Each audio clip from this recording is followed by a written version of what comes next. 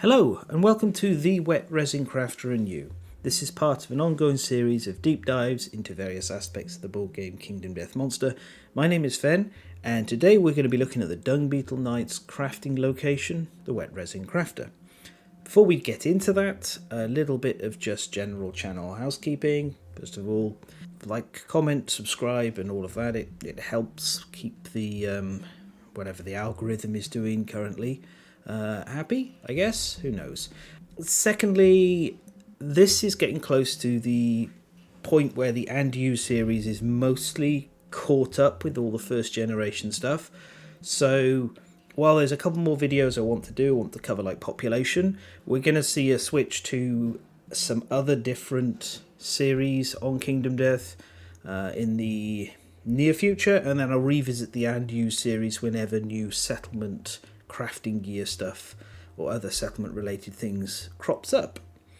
That means at the moment Grimoire, the Indomitable Survivor Grimoire, is next on the list to come out after this, and then at some point the Black Knight is going to hit the simulator, so I'll be doing a review of that. I can't do a big in-depth deep dive into the Black Knight expansion yet because I need a lot more time with it to properly explore things. Some stuff in this game only comes out with a lot of playtime and just sort of practice and trying things, having them fail, and then maybe unusual stuff coming together, sparks of inspiration, etc. So you need a bit of time with that, although I can say my current opinions on the Black Knight are very positive. It's overall a net gain for the game environment as a whole, and I can see it being a staple for a lot of people, mostly because it replaces the hand, and the hand is thematically a really great showdown, but in practice, after you've played it a couple of times, it sort of loses a lot of its luster for many people. So that's upcoming. Beyond that, I'm going to be doing the complementary half to these videos, which is the monster side of things. Still figuring out the format, still working on what we're going to be doing. It's also just going to take longer to do those videos. I have to do a lot of like spreadsheeting analysis of the monsters, and it's the whole thing. Just looking through the white line took me about 10 hours worth of just the typing and analysis section.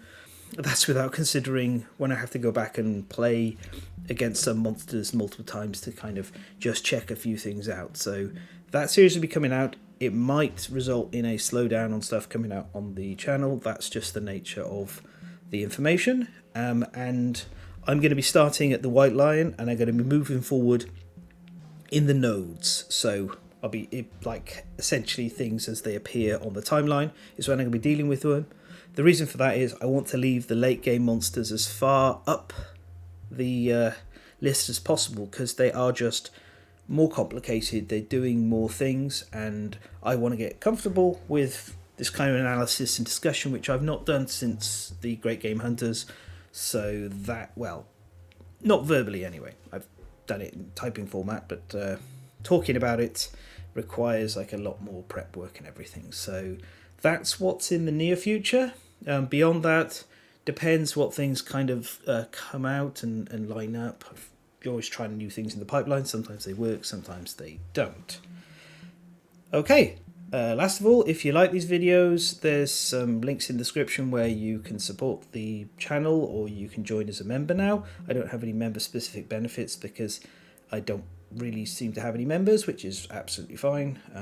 Patreon is currently a better place to support these videos and the other written content that I do. So that's all of that. Let's get into the actual reason you're here, which is the Wet Resin Crafter. This is the Dung Beetle Knight's settlement crafting location. Now, the Dung Beetle Knight within the first generation, which is what I tend to call everything before the Gambler's Chest, because the Gambler's Chest marks a change in design philosophy thanks to the experience of the team of Team Death. So this is one of the strongest of the first generation. It is a really interesting monster to fight against. It's very iconic in its appearance.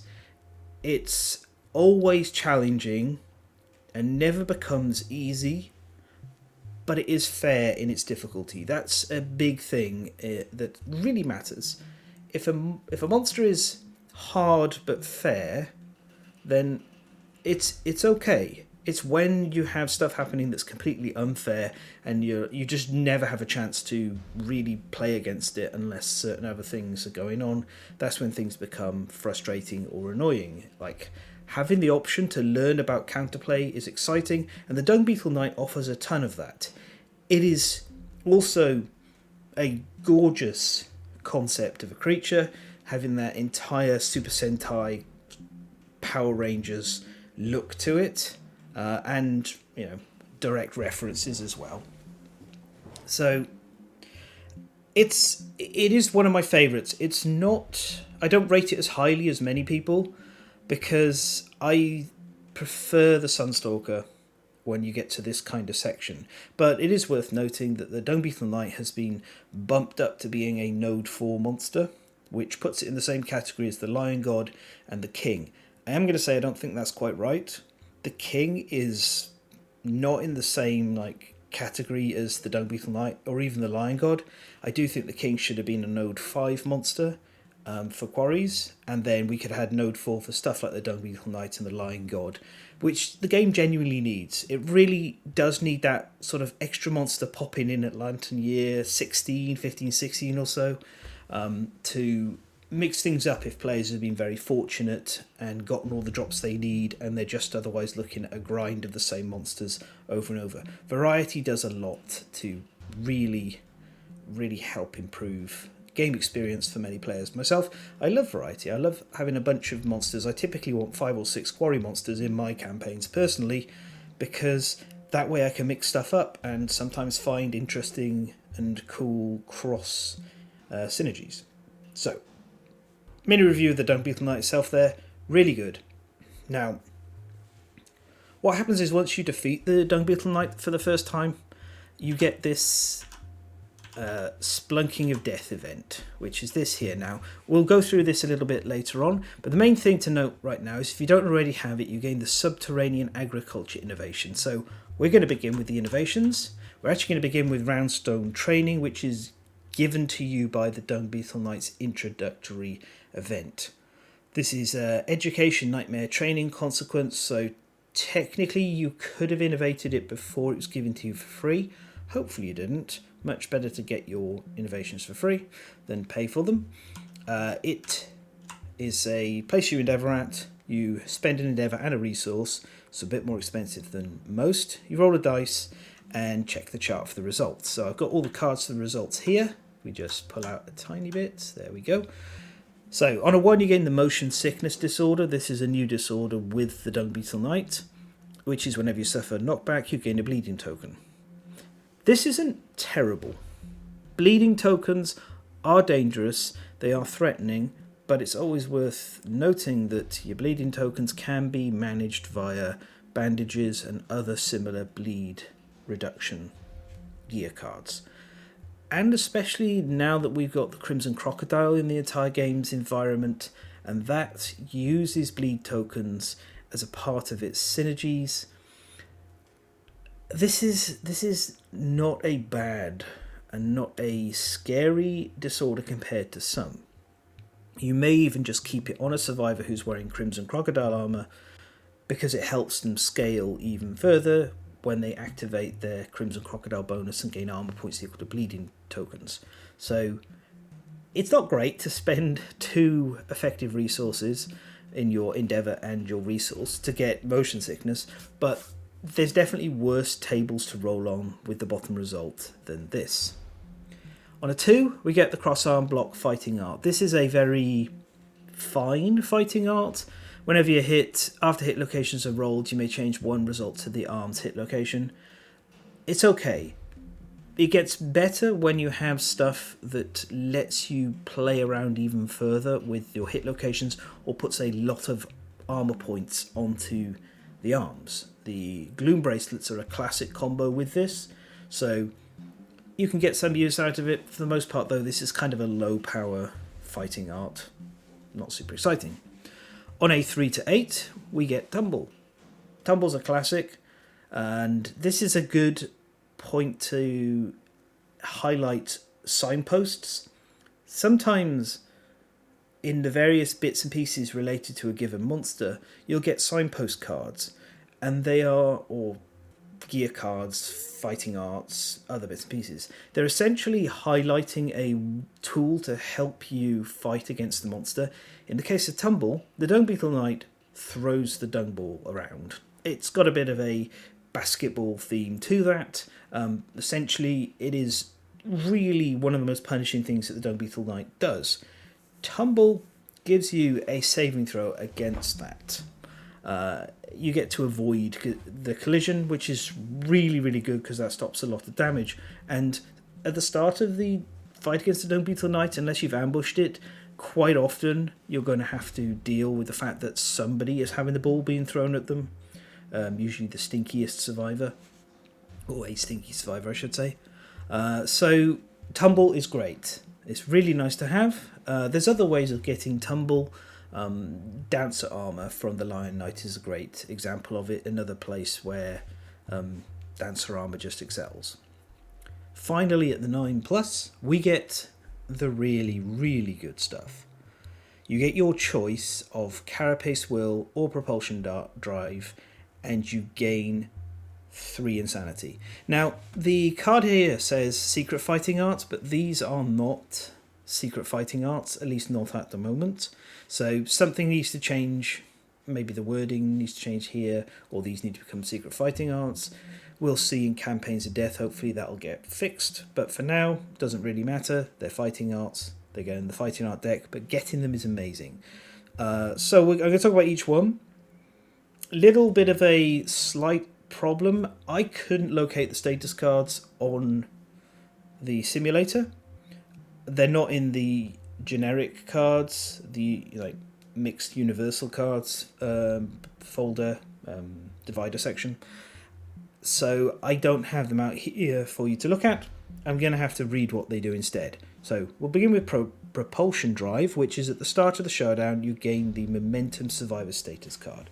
That status card reads, let's not zoom out, reads, when you travel 4 or more spaces from movement or knockback without passing over the same space twice, you gain +1 momentum token. When you successfully tumble synergy, you gain +1 momentum token. When you are knocked down, you lose all of your momentum tokens, which thematically makes sense. So, Propulsion Drive, when you attack, if you have 5 or more momentum tokens, remove them all and roll 1d10, gain that amount of luck and strength when attempting to wound the first selected hit location for this attack. So what Propulsion Drive does is each time you move, and you move at least 4 spaces, without repeating the spaces that you've moved through on that movement, you'll gain a momentum token. If you manage to tumble, maybe you've got tumble from the Roundstone training, you'll gain a momentum token. You build them up, you get to 5, you attack, you roll a d10, and you get that much extra luck and strength. The extra luck is the really big thing. Like, strength is great, but when you're gaining luck and strength together, amazing.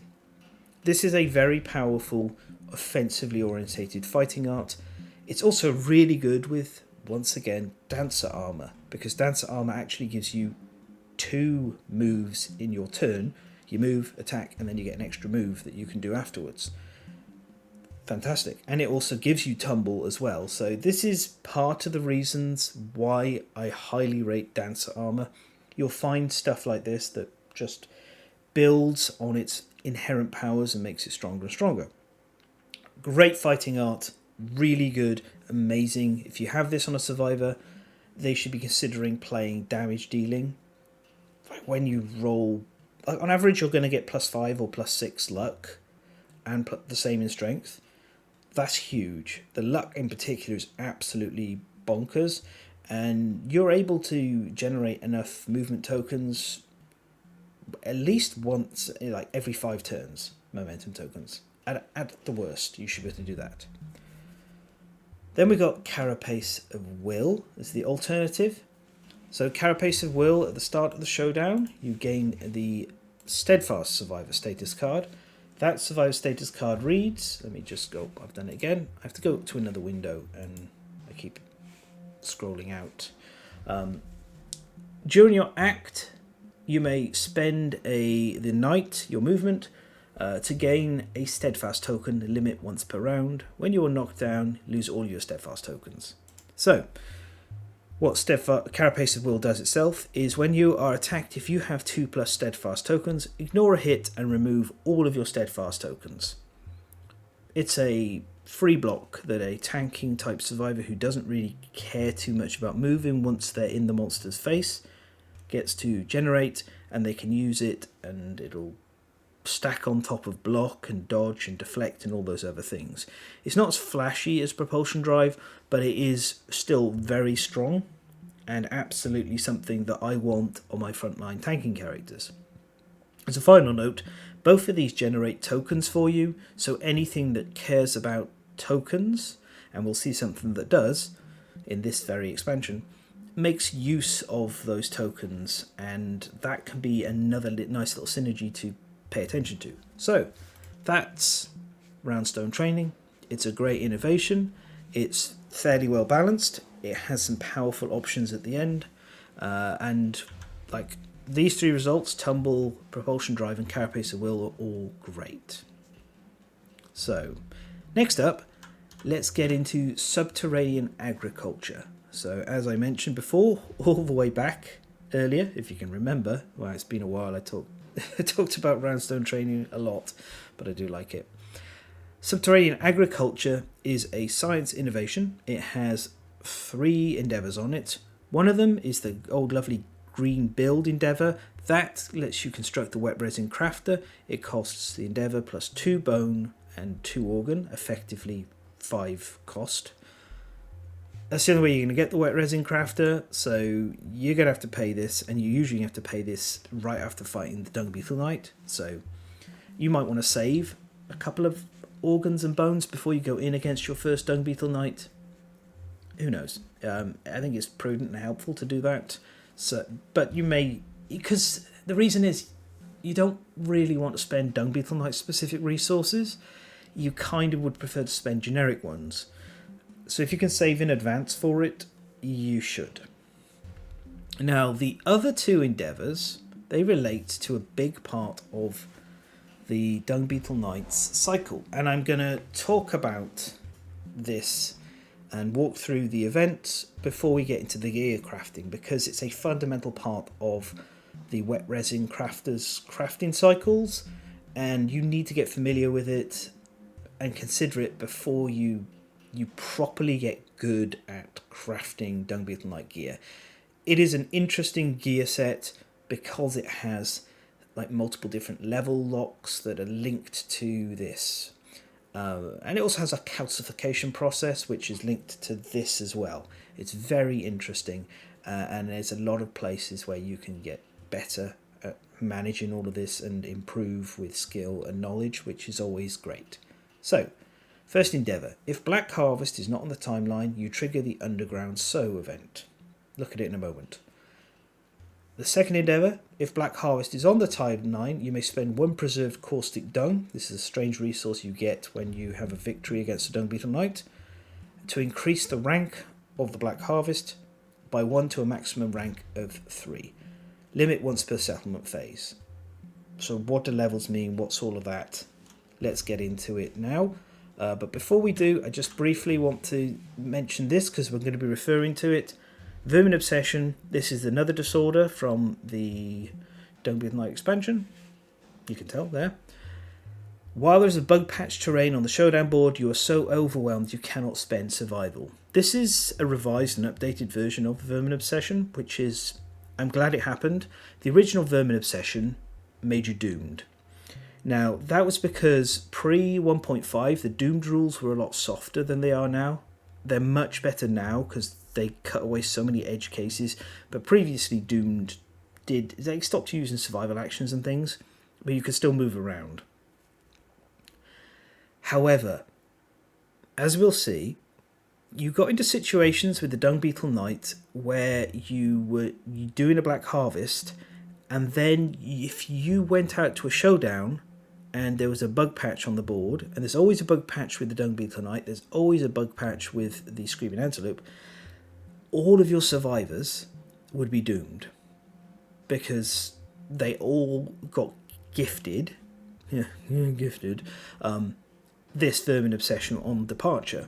So it created immediate board wipes. Now, fortunately, when I brought this up with Adam, they fixed it in the Legendary Card Pack, the 1.6 update, and now we have a version of Vermin Obsession that works like it was originally intended, which is great. It's great that it was dealt with and fixed, because it was pretty weird to be like, so I can't go and hunt the Dung Beetle Knight immediately after I've black harvested, and also a ton of my survivors now can't ever go after the Dung Beetle Knight without trepanning. That was not great, but resolving things like this and fixing them, that's the main thing I wanted to highlight. They took on board the issue and they fixed it, and they fixed it perfectly. So, love it. Great. Right. So, we'll come back to you in a moment, Splunking of Death. But for now, Underground Sow. This is the first half of this is preparing the farm. Now, you nominate one or more survivors to be farmers. Farmers can't endeavour on anything else. They cannot depart. They basically just do the preparing of the farm, and that's it. You then roll a dice, and you add the number of farmers to the result. On a 1 to 6, all those farmers die, and you're getting a level 1 black harvest 4 years from now. On a 7 to 14, you're getting a level 1 black harvest 4 years from now. On a 15 plus, you will get a black harvest 3 years from now and 2 random vermin disorders, and then, as I just mentioned, all farmers and departing survivors this year gain the vermin obsession disorder. You want to trigger at least the 7 plus, but ideally you want to hit the 15 plus, and this is part of that whole get good at managing and increasing your population, because if you have 9 survivors who can all farm and still enough to depart and do other bits and pieces, you can ensure that you will get the fastest black harvest, and you want the fastest black harvest. The extra vermin resources, that's a nice little extra bonus as well, but it's not absolutely essential. So that's the setup, but additionally you can encase and bury gear. So any gear with the mineral keyword can be buried underground, and it's buried by being wrapped in a preserved caustic dung, which is the same thing you use to upgrade the black harvest, and then you roll a dice. On a 1 to 4, you need to also spend a bone to get a successful burial of the gear. Otherwise, the casing breaks, you've lost the preserved caustic dung for nothing, and that's it, yeah. Tough luck. So always have a spare bone around before you encase and bury, 1 for each piece of gear. You don't want to be wasting preserved caustic dung on failing on a 1 to 4. On a 5 plus, you bury the gear, gain an understanding. So this is a nice way to get a settlement-based understanding trigger for insight. So you could get Tinker. Lovely. So watch out for that. Be cognizant that survivors with 2 understanding are great to do encasing and burying, but they won't be able to do anything else. Last of all, it's buried. You make a note on your settlement storage that you've buried it. You archive the card. It's gone for now. And then during the black harvest, when that happens, you can recover it. So that is the next part of this, the black harvest. So 2 parts to this. First of all is collecting the harvest, and the second is unburying any gear. Our basic harvest, which we've not spent any caustic dung on at all, gives the gatherer, there'll be 1 gatherer, plus 2 insanity, a random disorder, 2 fresh acanthus, and departing survivors gain plus 2 survival. In addition, if the gatherer has legendary lungs, you'll get a random white lion resource. You basically, if you're crafting Dung Beetle Knight gear, you want to avoid this level. There's no benefit to level 1 for crafting purposes, but once you've crafted everything you need, you might just maintain a black harvest at level 1 for the rest of your settlement's duration campaign. Because it's a little bit of extra departing survival, it's some extra fresh acanthus, that's not too bad. And there's really not a massive amount of punishment if you're just sending a janitor type survivor, like just a survivor who does the dirty work. You're sending them in over and over. So nice to have a constantly rolling, if I don't have a black harvest, I'll have a black harvest, and I'll just benefit from this every once in a while. Okay, next up, the Nightmare Corn for level 2. So, our Nightmare Corn is, we get to this level by spending 1 caustic dung in the Endeavour on the on the agriculture, Subterranean agriculture Endeavour. And it lets us, well, first of all, the survivor, if they have 0 presence, they come back fine with no effects at all. If they don't, they gain the motion sickness disorder. We talked about that briefly. It's absolutely fine. Yeah, it's okay. It's not a big deal. It lets you craft gear at the Wet Resin Crafter which needs Nightmare Corn. We're going to look at that, but now when I refer to the Nightmare Corn, you now know how you get it. You need to be crafting this on a year that you've gathered the Nightmare Corn, specifically that year. Also, you get the +2 survival, and survivors can consume to gain an armor point or hit locations. Next up, we have the level 3 version. So at this point now we spent an Endeavour and a Caustic Dung, and then in the next year we spent an Endeavour and the Caustic Dung. We got them to level 3. The Gatherer here has an 80% chance, 1 to 8, of dying to the plant. So send a disposable survivor. However, what you get in exchange for that is you're allowed to craft Nightmare Corn and Vampiric Artichoke locked gear. You also still get the +1 to all armor points on the departing survivors. You gain survival up to the survival limit, and you even get to ignore 1 ingredient on any cooking recipe, which is absolutely fantastic. And I just clicked that button and stepped up. Amazing. Right. I wanted to get away from the book and go up here. So this is here. Nightmare Corn are needed for these two. Vampiric Artichoke and Vampiric Artichoke are needed for these two. So that is the whole thing you're trying to do here. You have a cycle of, I start the Black Harvest. Next year, I level up the Black Harvest.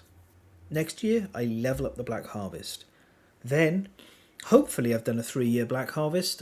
I recover it all, and I spend those Dung Beetle Knight resources that I either just got from hunting the Dung Beetle Knight right in this particular year, or I saved from previous years, and boom, I'm able to make these. That's why I say this is a little trickier than most crafting because of that, but also the calcification process, which you're looking to run alongside, hopefully combine it all in.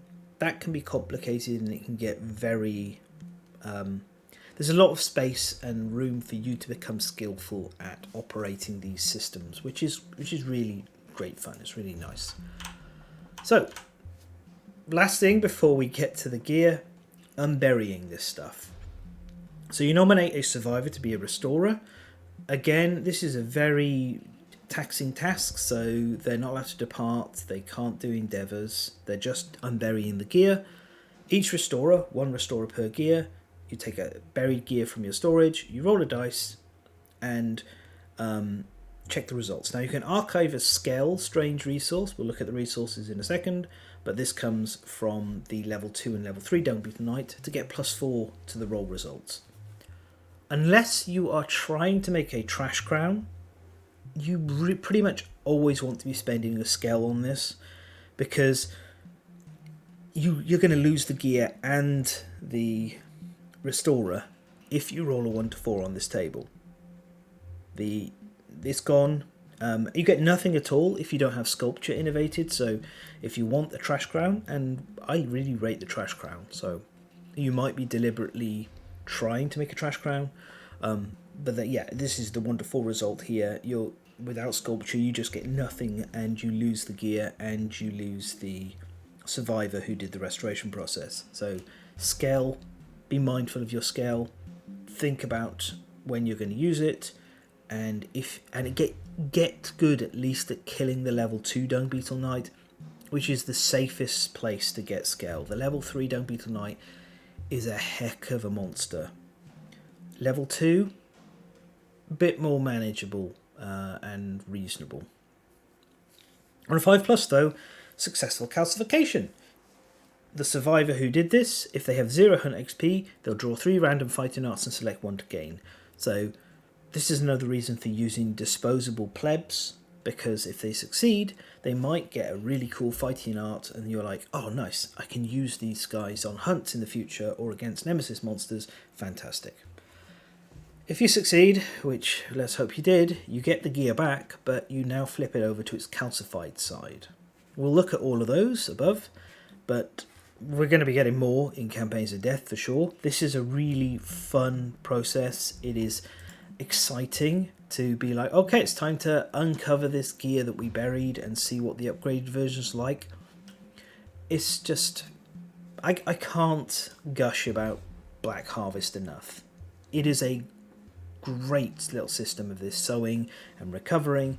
It's really interesting. It's a big part of why the Dung Beetle Knight is such a well-regarded expansion, and it's probably my favourite bit of it all because it's adding an extra layer to the settlement with this underground harvesting and farm, and that to me is really, it's very imaginative, it's very intriguing, and it adds something more to the world as a whole on top of just being mechanically very engaging. I'm going to put this back to Splunking of Death because we're going to be coming back to this in a moment, but for now we're almost at the gear. Just before we begin, quick look at the resources. So we have 4 scarab shells. Technically it's 3, but the sentry shell is basically a scarab shell plus. It's got the hide and iron keywords instead of just hide. So there's 4. There's 2 sentry fingernails because the Dung Beetle Knight has 2 of these big hands, 1 compound eye, 1 underplate fungus, 1 beetle horn, 1 elytra, and 1 scarab wing. So the Dung Beetle Knight has a very tight, small resource deck, meaning hunting it is very reliable and you're usually going to be able to get what you want and what you need. There's a couple of consumabilities on here. I don't think this one is really worth triggering. The beetle horn though, if you have some spare beetle horns with scarification, this one could give you age 1 and age 2 without gaining hunt XP, and then you get to ignore the once per lifetime roll on the age story events. This is actually really good. It's gotten even better with the new Ark Survivor system as well, so watch out for that. It is a really good thing to do with a like hunt XP 0 or 1 survivor, because they can just be so much more powerful as they scale up, because they get to double dip into their first 2 advances, which is fantastic. Up here, this is the scale. So that is you get 1 of these from the level. I think you only there's only 1 card, so you get 1 from the level 2 and 1 from the level 3. This is the caustic dung. There are 3 of this card. It doesn't do anything by itself apart from being an organ, but I don't think you should ever spend these on being organs unless you're completely done with calcification, and we'll come back to this a bit later. Okay, so we're up here for the gear. This is a little different to the way I've laid things out before, because the simulator, it doesn't let you put cards into the, it lets you put cards into the deck with the backs face up, but when then you look at the deck, it shows you the front. So I can't talk about and demonstrate both of these in the same deck, so I decided to just lay everything out and we'll walk through it there. We're going to start and go through all of these as they're listed on the sheet, which also means we get to go through them as they require higher and higher levels of black harvests to craft. We start with the Dung Beetle Knight Errant Badge, or the DBK Errant Badge. This is an item jewelry knight. It has the knight keyword instead of the badge keyword. It's doing the same thing though, it's giving you access to tactics cards. The Dung Beetle Knight comes with 3 tactics cards itself, and then you would be adding those to the Flower Knight cards, And the Lion Knight cards, if you're playing with those in the same campaign, or you've just chosen to put them in, it's your game, you know, set it up how you want, that's cool. It is unique, it has a right facing red, and its special abilities are, you get that tactics card at the start of the showdown, but also you gain 1 armor to all hit locations. So this is comparable with a shield. It can be used alongside a shield, but in my opinion it's kind of better because tactics cards often tend to be very strong. And speaking of which, let's have a look at the 3 tactics cards that come with the Dung Beetle Knight expansion. If you're just playing with the Dung Beetle Knight, these are the only ones you will have. We have, first of all, block formation. This is if the survivors are standing in a square, they ignore the first hit from a monster's attack, and that's each of them do. Really powerful. This gets even better once you have access to spears or other ranged weapons, so the back line can just attack from where they are. It's a classic turtle kind of formation. It's really good. Note though that it only ignores hits from attacks. It doesn't ignore all kinds of hits, so it's not a perfect form of defense, but it is something you can stack on top of everything else that is ignoring, blocking, dodging, deflecting, etc, etc. Very, very good card to have. Second card is Attack Pattern. This one is also strong, but it's offensively strong as opposed to defensively strong. You, at the start of the survivor's turn, you declare using an attack pattern and you decide the order in which the survivors are going to attack the monsters. As long as the survivors attack and hit in that order, then there's a gradually increasing amount of strength. So first survivor doesn't get any bonuses. Second survivor you've named gets +1 strength, and then third +2 and fourth +3. So this is really like a nice way of buffing up strength. It's fairly easy to follow, and only generally missing or something unusual happening will mess up your attack pattern. Even if it does, this is a passive that's happening every single survivor's turn, so that's okay. You just get to go again and try again next time. Last of all, we have Quad Strike. If you stand on the 4 corners of a monster, it demonstrates the Dung Beetle Knight here, but bigger monsters, obviously, they still have corners. Then you can spend a survival to Quad Strike. I believe the U in this is the survivor who has the badge. Not 100% sure about that. It's never really been clarified. But that's, I think, the fairest way to consider it. You spend your 1 survival and you Quad Strike. Every survivor rolls a d10. You add all of those totals together and add strength attribute bonuses. If you get equal or higher than the monster's toughness, the monster is knocked down and suffers a wound. So, first of all, your average roll on 4d10, which is what you're rolling, is 22. It's 5.5 4 times. So, on average, without any strength bonuses on survivors, you're hitting 22. That covers most monsters you're going to be fighting, with the exception of some of the really big, super dangerous ones like Core, Nemesis, Final Nemesis, the King, Node Falls, stuff like that. This card is amazing. Knockdown, and it's an automatic wound. Classic, amazing, bypass the hit location deck. And the monster's knocked down, which means if the monster is a level 1 or a level 2, not indomitable, everyone's got a free round of just beating on the monster and hitting on a 3+ and ignoring reactions. Amazing. Even if it is an indomitable monster, somebody's going to get in there and get a free attack. And if they got a spear or a bow, they don't even have to move to do it. I actually think Quad Strike is absurdly powerful and it needs some toning down.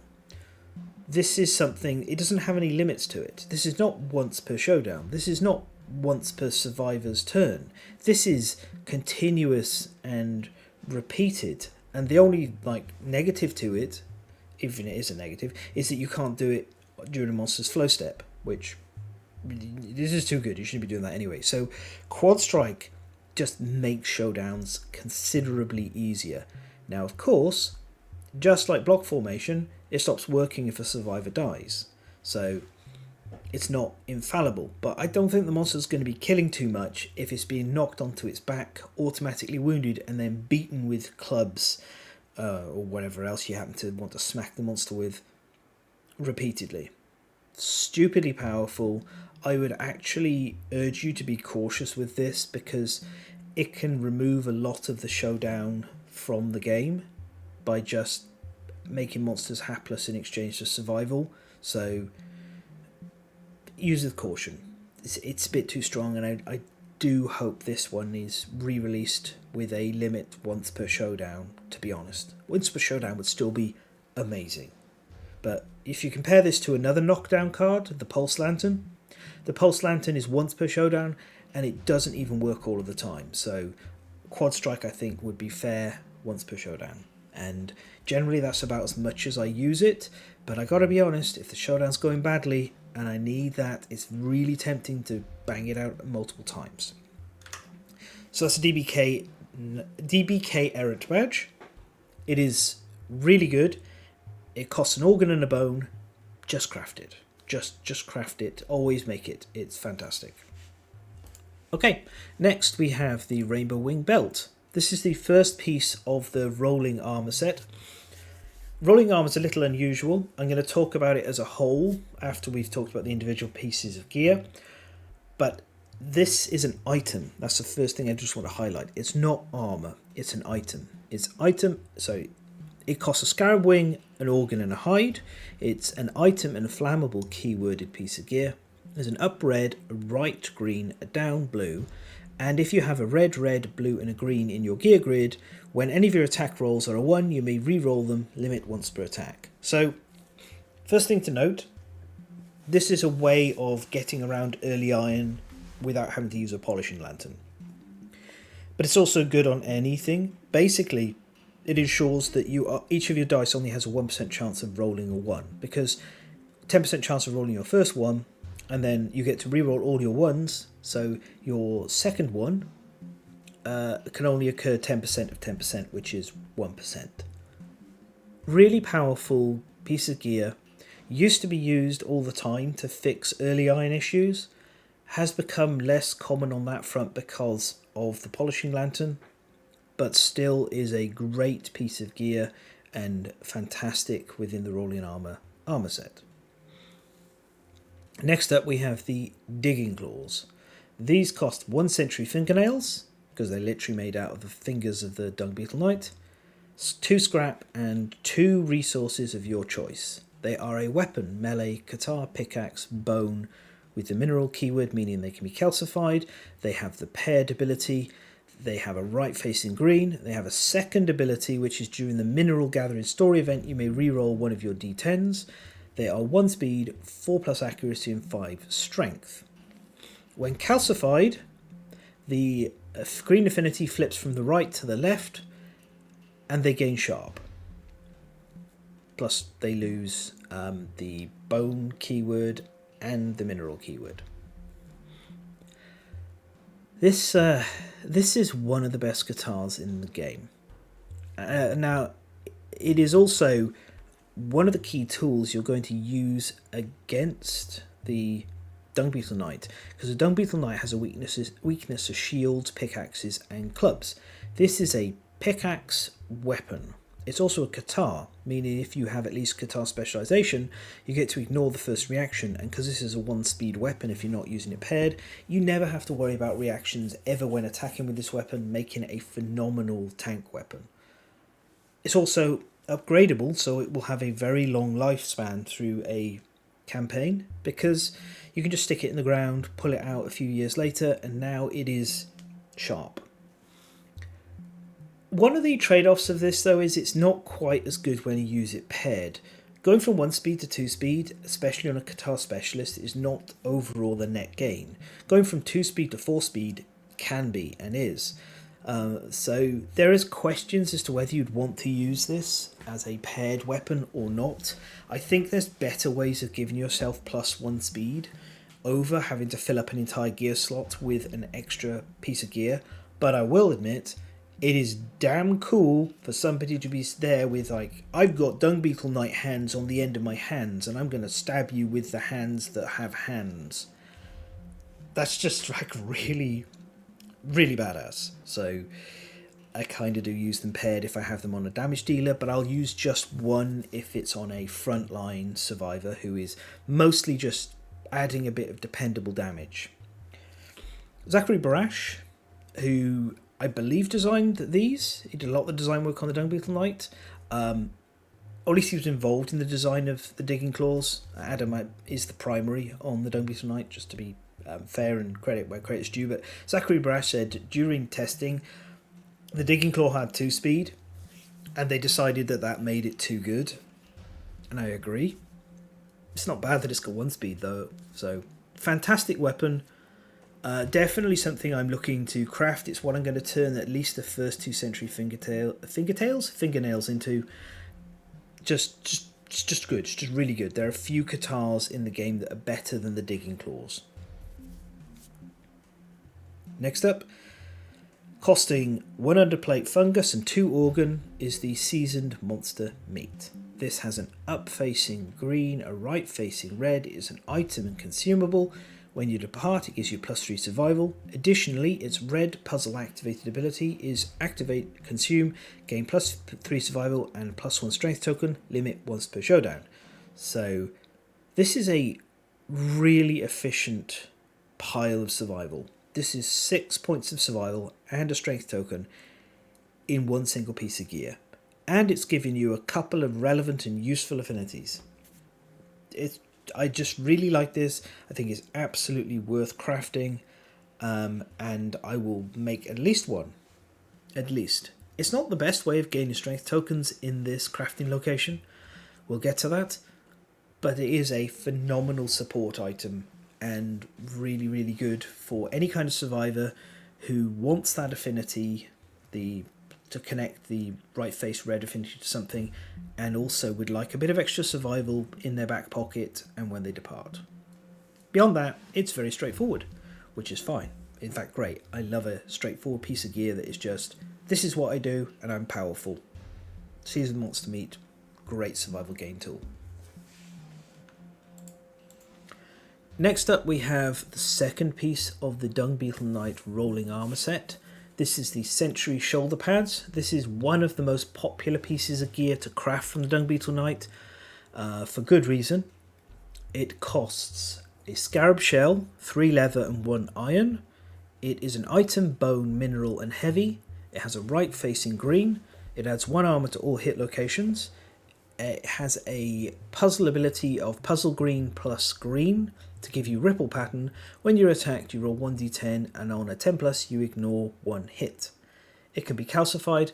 When it's calcified, it goes from 1 armor point to all hit locations to 3 armor points to all hit locations. Otherwise, it remains the same.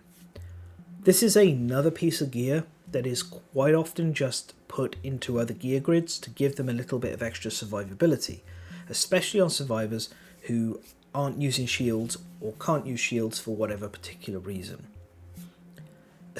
Now, when it's calcified in particular, it is really, really efficient.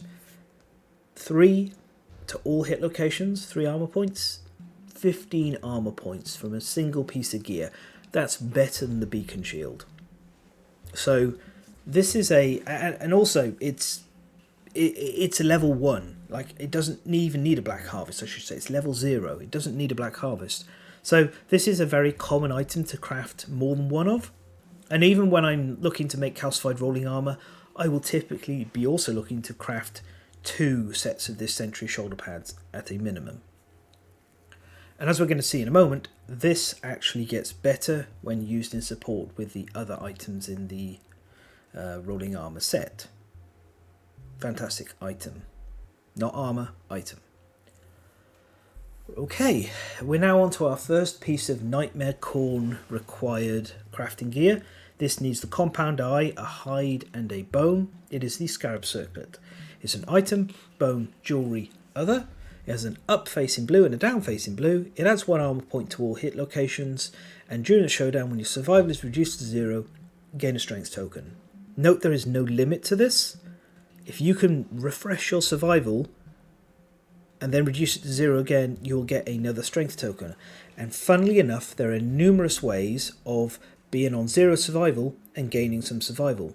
for example, being an abyssal sadist, or eating some seasoned monster meat, or having survival tokens from survivalist arc survivors.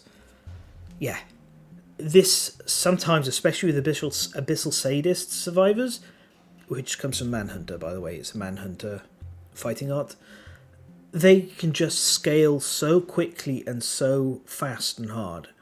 And I actually think that this is the better of the +1 all armor points to all hit locations pieces of gear.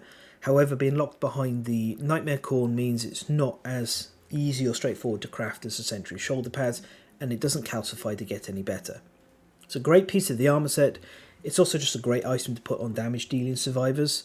Bit of extra armor to soak some reactions or trap hits, whatever's happening to them, and also scaling in strength. Even one strength token can make a big difference because it can move you up to a more important breakpoint. So very powerful, worth crafting in multiples if you are interested in manipulating and taking advantage of its extra strength tokens. Our second Nightmare Corn gear is the Sentry Greaves. These require a Scarab Shell, a Beetle Horn and 2 iron. They're an item bone mineral heavy with a left facing green, so they connect to the shoulder pads. They give you -1 movement, significant negative, but going from 5 to 4 is not a deal breaker. They add 1 arm point to all hit locations. They have a puzzle affinity ability. If you connect to the left green, so connect to the shoulder pads, and you have a blue anywhere on your gear grid, then you add 1 to all ripple pattern results, meaning ripple pattern works on a 9 or a 10, 20% success rate. That's a significant increase. Once you've calcified these, they lose the mineral keyword, they add 3 armor points to all hit locations, and the ripple pattern bonus goes to a +2, meaning it works on an 8, 9 or a 10. Very, very powerful. One of the reasons that rolling armor is such a good armor set, because just having that extra ignore a hit is amazing for frontline characters, for damage dealers, whatever. But this isn't as good as the calcified shoulder pads because in isolation it doesn't have any ability except giving you less movement.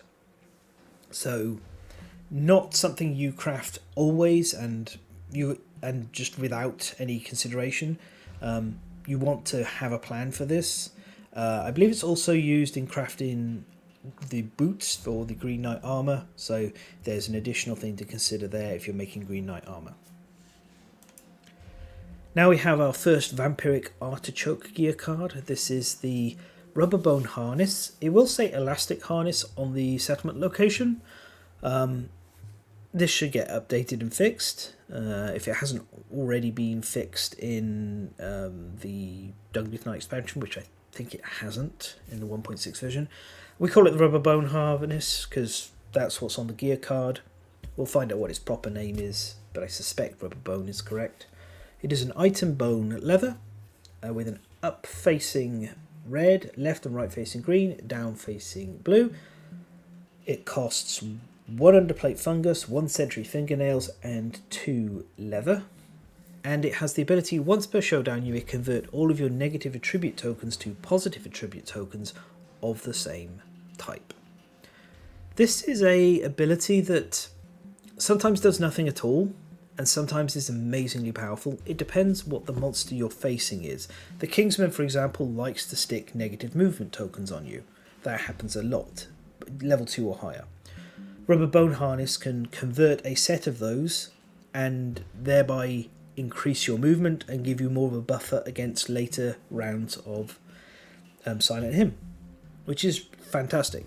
It's also nicely designed in that it only works once per showdown, so it's not something you can repeatedly take advantage of, but it's a great bonus. It wouldn't be amazing, except all of these affinities on the gear card also do a lot of work. So this is a classic example of how you design a once per showdown ability, even if it's quite situational. If you put a lot of good affinities onto the item, or gear card in general, it doesn't matter. It's contributing regardless. Okay, then our last craftable from the Wet Resin Crafter gear card is also a Vampiric Artichoke card. It's the Beetle Bomb.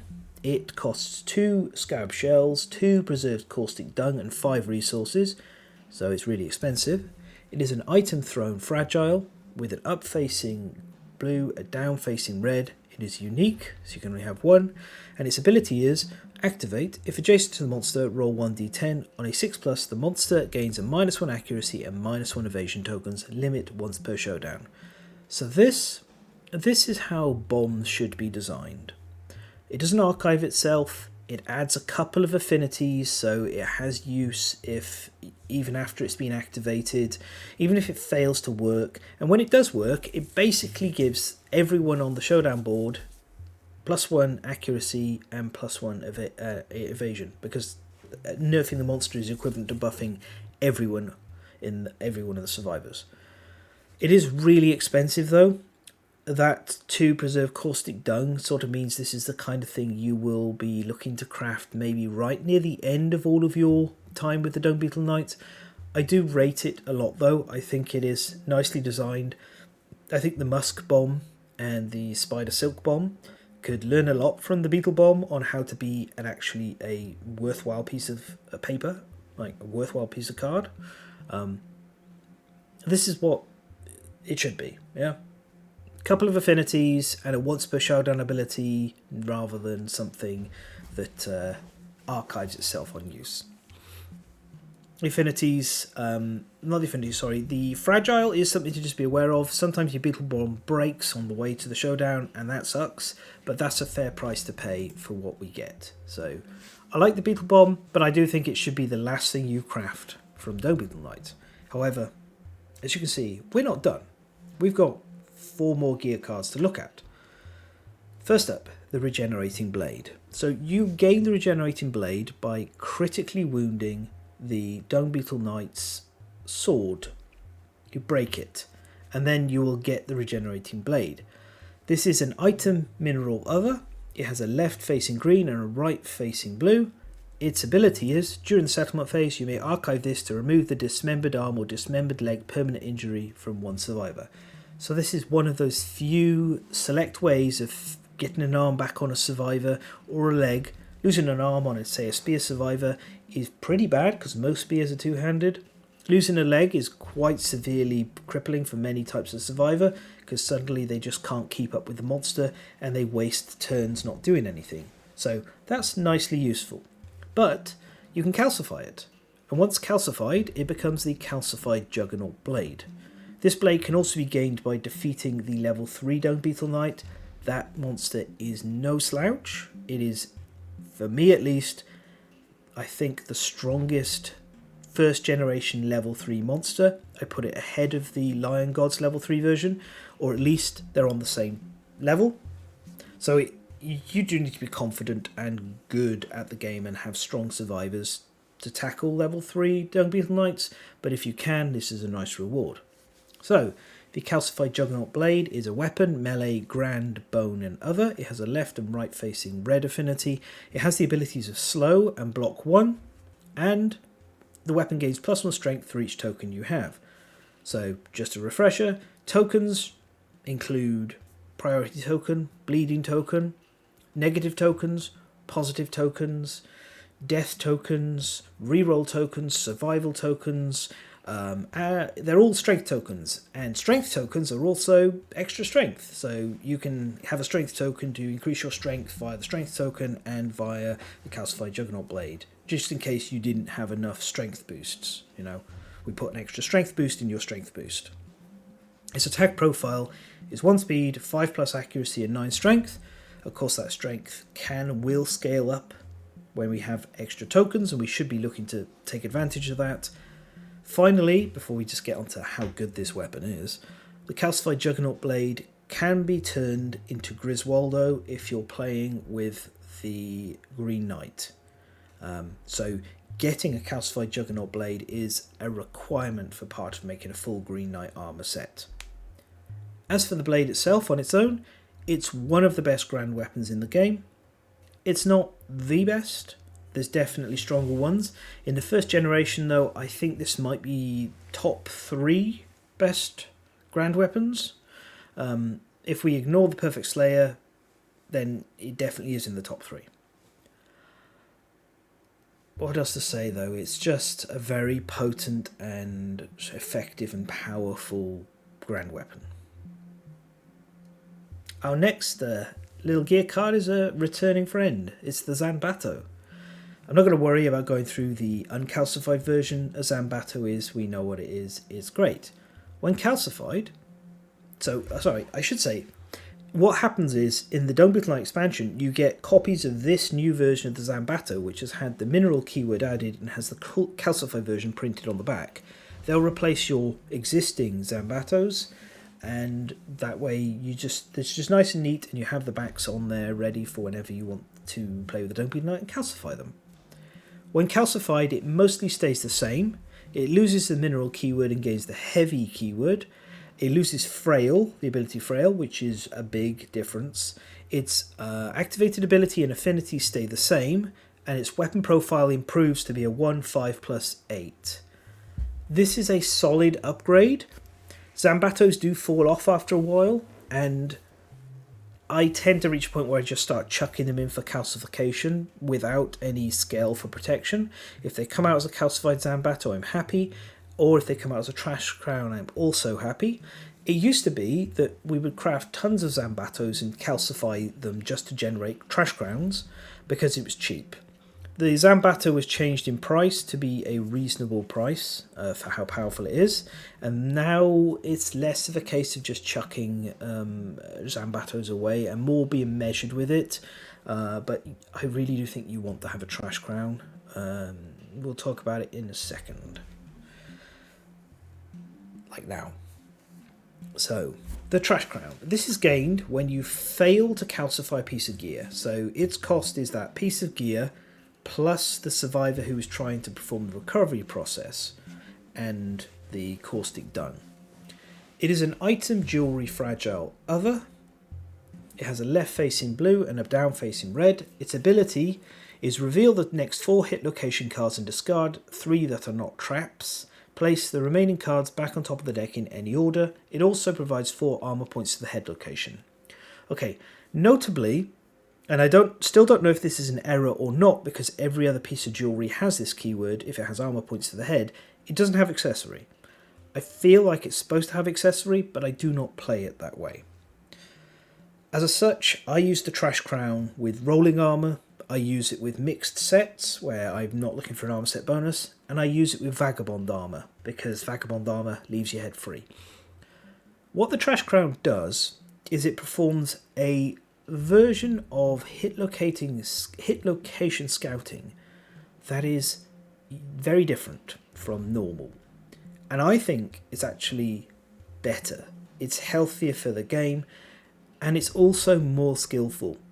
Because the trash crown has you look at 4 hit locations and you're picking one to put back on top of the deck and you're discarding the rest. Now, this actually means once you're comfortable with hitting the trap, and everybody has that problem where they start where they're afraid of the trap, eventually you get used to the traps and you start to look upon it as a deck refresh plus punish, which is what it really is. It's a hit location deck refresh with a bit of punishment attached to it. Don't be afraid of the trap. The trap is actually, in some ways, your friend. Not completely. It's a friend that's going to stick you in the side with a nasty shiv occasionally, but it still is a friend. And the trash crown marries with that and helps cement it further. So what you're doing with the trash crown is you're scrubbing away hit locations you don't want to deal with. And there are some monsters that have hit locations you don't want to bother with. The Kingsman. The Kingsman has battle pressure on top of its deck every single turn. Oh, well, trash crown. Get rid of those battle pressures. Boom. Now we don't have to worry about it. That's fantastic. That has completely negated one of the Kingsman's mechanics, core mechanics, and don't have to worry about it. The Dung Beetle Knight has a bunch of carapaces. Those carapace cards, you don't really want to be hitting them and wounding them because you can't actually generate proper wounds from them. All you can do is break them and archive them. And against the level 3 Dung Beetle Knight, oh boy, do you get punished for smacking into those plates and breaking them. Trash Crown sidesteps that. I don't want to deal with this plate. Let's just put it in the trash. Let's just discard it away and worry about it later. Oh no, wait, we're never going to worry about it because I've got a trash crown. Amazing. There is one thing to say. Notice that this pluralizes traps. That's because there are monsters with more than one trap. Do not use the trash crown against the Watcher. Don't do it. It's going to be a really bad time. So that is one place you do not use it. Otherwise, another monster is fantastic against Spidiculus. If you're trying to cut the legs off Spidiculus, you need to find each and every single one of the 8 hit locations within the deck that represents the legs and wound that. The Trash Crown lets you get rid of everything else. You don't have to worry, oh, I've only got X number of hit locations I can wound before I run out of wounds on the monster and I haven't cut all the legs off. The Trash Crown could just say, hey, you know all those legs? That's all we're dealing with, baby. I got you covered. So this is just a few things. The Crimson Crocodile. It has specific hit locations that are coagulated. And once they are generated, they first go on top of the deck, but then they get shuffled in on later laps of the hit location deck. The Trash Crown can dig through to find those coagulated hit locations which are more beneficial for you to start smacking. So, amazing. Really, really powerful and useful again. That's the Trash Crown. It is my second favourite hit location control card in the game. It used to be my favourite, but now I love the Blood Compass Lantern a little bit more. That's from the Crimson Crocodile. That's another very highly skillful form of hit location control. I just love the applications of this though. The Trash Crown, I want one anytime I'm hunting the Dung Beetle Knight. I absolutely will be looking to craft one. I will usually turn a spare Zambato into one because the other calcified pieces of gear are kind of a bit too valuable. Finally, we have the Hidden Crimson Jewel. So this is actually a rare, unique item. It is gained via Splunking of Death. Let's go down to Splunking of Death, and then we'll come back to it in a moment. So, Splunking of Death happens after you've defeated the Dung Beetle Knight. Essentially, you choose up to 4 survivors, and you start moving your way through a 3-layered set of rolls. My recommendation is to never send all 4 survivors. Send a maximum of 3. Make sure 1 survivor doesn't go. That is because it is technically possible for every survivor on this event to die. You don't want all 4 survivors dying. That's terrible. So always leave 1 survivor back safe. The rolls on the chart are, first of all, you roll a d10 on the top bit. If you get a 7+, you'll progress to the Trial of Valor. If you get 5 or 6, you'll get a +1 courage, or if you have a pickaxe, and you should have a pickaxe, you've got digging claws if nothing else, you'll get a skull and an iron strange resource. On a 2, 3 or a 4, you will gain preserved caustic dung, which you want to have as much caustic dung as possible. The more you have, the better. On a 1, the passage collapses, burying you, so you die and the event ends, so nobody else gets to roll afterwards. On that 7+ result, you go to the Trial of Valor. You roll 1d10, add in half your courage rounded up. On a 1 or a 2, you die, and all your gear is archived. On a 3 to 7, you fail, but you gain +1 courage. On an 8 or 9, you fail and gain +1 permanent strength. And on a 10+, you pass and you may attempt the Trial of Wits. So, the second important thing about Splunking of Death, do not go in there if you don't have at least the ability to have a +2 on your roll. So that is half your courage rounded up. So that's a minimum of 3 courage. 3 divided by 2, 1.5 goes up to 2.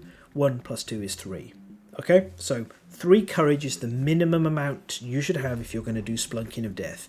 If you don't have it, don't do it, because you'll be archiving gear as well as dying. That's a disaster. Trial of Wits is similar. You roll 1d10, add in half your understanding, rounding up. On a 7 to 10, you die, and your corpse is found mysteriously back in the settlement. Okay, dying, that sucks, but at least you don't have your gear archived this time. On an 8 to 9, you fail but feel an unseen gaze, and you gain +1 permanent luck. Very nice.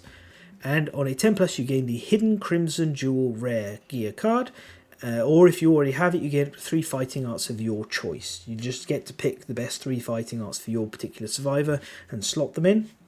Phenomenal. Now, the Hidden Crimson Jewel is a JoJo reference. Whether intentional or not, it's a reference to King Crimson, who is a stand within JoJo's Golden Wind, JoJo's Bizarre Adventure Golden Wind. That's the 5th JoJo story arc, not arc, season character. It's Giorno's. It's set in Italy. It's brilliant. And it actually, the reason I say it's a homage is it actually performs in a similar way to King Crimson, in that it gives you a reroll. Something happens that you don't like, you just go, nope, it didn't happen, and something else happens instead. So this is an item jewelry other. It's got red affinities in all directions. It's unique and irreplaceable, so if you die while carrying this, it's lost. You can get a new one by doing Splunking of Death again, maybe. And then its ability, as I just said, is once per game phase you may reroll 1d10. Really powerful. Having a reroll on tap for each game phase, so that's hunt phase, showdown phase, settlement phase, is very strong, and it's actually more engaging than having a lifetime reroll. A lifetime reroll tends to be spent just to avoid dying or avoid loss of gear, something like that. A reroll like this sits there and says to you, hey, do you want to use me? And you have to look at the roll that you've made and assess if it's time to spend that roll. How many other rolls may I have to make during this entire phase? Is this one vitally important that I reroll? Or do I just take the punishment and save the reroll for later, knowing that I may not use it in the end? It's a very powerful ability. It's one with a lot of room for skillful play and growth of understanding. As you get more and more knowledge, you'll get more and more out of the Hidden Crimson Jewel. I think it's wonderful, really, really interesting, and I love it to pieces. And I think it's fair. It's so powerful. Look at it. It's so powerful. But you have to get through a lot to get this. So it's an acceptable and worthy level of power for such a piece of gear. Okay, we have one last thing to look at. That is rolling armor as a whole. We'll be here at this distance. So, your rolling armor set comprises of the Rainbow Wing Belt, the Rubber Bone Harness, the Scarab Circlet, the Sentry Shoulder Pads, and the Sentry Greaves. Its full set bonus is 2 armor points to all hit locations, and when you be knocked down, you instead suffer knockback 5, limit once per round. Effectively, you curl into a ball, roll backwards, and get back on your feet, which is a fun little image. I love it. I just love the thematics of this entire set of gear. The Dung Beetle Knight is chef's kiss. Brilliant. So, I've put it into a sample layout here. This is just a clean one that gives you activated ripple pattern and bonuses to ripple pattern. It doesn't quite get the Rainbow Wing Belt active. That's not something you can do with the base set. You can very easily rearrange these all over the place though, because only the Sentry Shoulder Pads and Sentry Greaves care about having a pattern, a puzzle ability for the ripple pattern. So that's like absolutely fine. You move them around as needed. This is such a great little armor set. You can do all sorts of bits and pieces to it. You can add it to you can run other pieces of armor in there. Trash Crown, for example, as I mentioned, can fit into the gear grid because it doesn't have armor. It doesn't have hit locations. It's giving you generic bonuses. So it's a wonderful loading platform for, oh, I really want to keep my rawhide headband going, but I don't want to wear rawhide anymore. No problem. Here you go. Stick it with rolling armor. Job done. Stuff like that. Anytime you want to carry a piece of armor further and you're not really sure how to do it because you don't want the rest of the armor set, rolling armor is a place you can do that. It also, interestingly, you can stick an entire Gorman armor set in here because the Gorman armor is just 4 slots, which I always find nicely amusing and fun. Is that you just fit Gorman armor in here and just wear 2 armor sets. I'm the guy dressed in a gimp suit wearing straps and plates. Amazing. Yeah, so it is a really solid armor set. It is very good for front line. It can obviously, you can upgrade it, and then suddenly you're now sitting at 9 armor points in all hit locations plus a better ripple pattern. Very powerful. Just generically good. There isn't any particular focus beyond I take hits and I take them well. So rolling armor, love it. The real trick is calcifying this without doing it. So usually what I tend to do is one of two ways. The first one is I'll build a double set of the shoulder pads and calcified greaves, and then when one set's in the ground I'll use the other set, and then once these are calcified I'll calcify the other set, the other pair. I won't make 2 full sets unless I really want to use 2 full sets. The other way is you kind of just craft the whole thing, you pop bits and pieces down and use those in other builds while these are in the ground, and then you put the armor set back together. Now I said this was the last thing. It's not strictly true. There was one other thing, if you remember, we're going to get to, and it is this little card here. So this is from the Green Armor expansion. I will be talking about that in full in the future at some point, but I want to get the monsters done before I come back to Green Armor, because the monsters are intrinsically a part of the Green Armor campaign. You have to have certain monsters to make them. But this piece of gear here is 100% Dung Beetle Knight bits. All Dung Beetle Knight. His cost is 1 scale. There it is. 1 beetle horn. There it is. 1 Dung Beetle Knight errant badge. There it is. And you need the Old Master on the Settlement's Quarry list, which is something you can trigger through the victory conditions of the Dung Beetle Knight. You can, you don't have to even face Tom, T-O-M, the Old Master Tom. He just needs to be hanging out around your settlement. And crafting this gives you the green helm, armor set bone metal, 5 armor points to the head, plus 1 luck. When a monster attacks, you may elect to take the hit on the head and roll 1d10. On a 6+, ignore the hit. If adjacent, it suffers 1 wound. Look, it just, boom. It just fits in there. So it's a secret 6th piece of the armor set that you can pop in if you want to, which is nice. You don't have to be building anything else from the green armor set to be able to just craft this. That may change in the future with how green armor campaigns are constructed, but for now, really cool, and just something to be aware of, especially that +1 luck and this damage negation ability. Combine that with everything else that rolling armor is doing, it can be very strong. And there we are. We're approaching an hour and 20 minutes or so of me sitting here talking about the Dung Beetle Knight, so I'm going to wrap it up. Or I should say the Wet Resin Crafter. So this is a complicated settlement location to get your head around, but it is immensely rewarding once you do.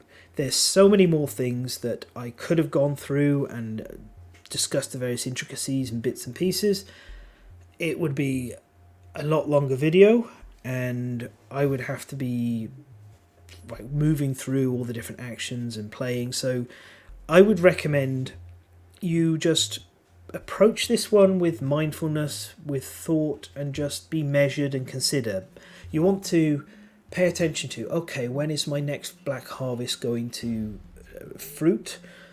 Am I ready to craft the relevant gear for that level? Do I have gear where I could maybe push the level up 1 and craft for level 3? Do I need to hunt more Dung Beetle Knights before it happens? What's coming back from being calcified? What else can I afford to calcify right now? What are my calcification goals?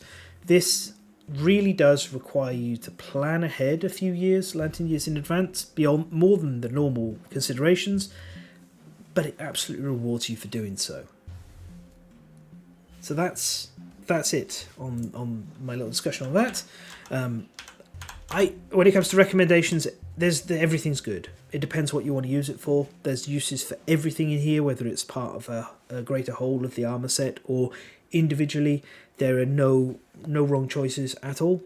It's a superb crafting location, and this is the kind of thing that I hope we see more of in the future. These intricate and engaging systems that you operate during the settlement phase, and you can improve that, and you can feel your improvement as you get better and better at handling them. by knowledge, understanding, practice, and just taking a bit of time to plan. So, that's it. That's the Wet Resin Crafter. I believe that puts a capstone on the Generation 1 crafting locations. I think I've covered them all. I'm going to have to check to make sure. But either way, if you're out in the darkness hunting and you hear the sound of resin rolling across stone, maybe there's a Dung Beetle Knight coming after you, but if not, happy hunting.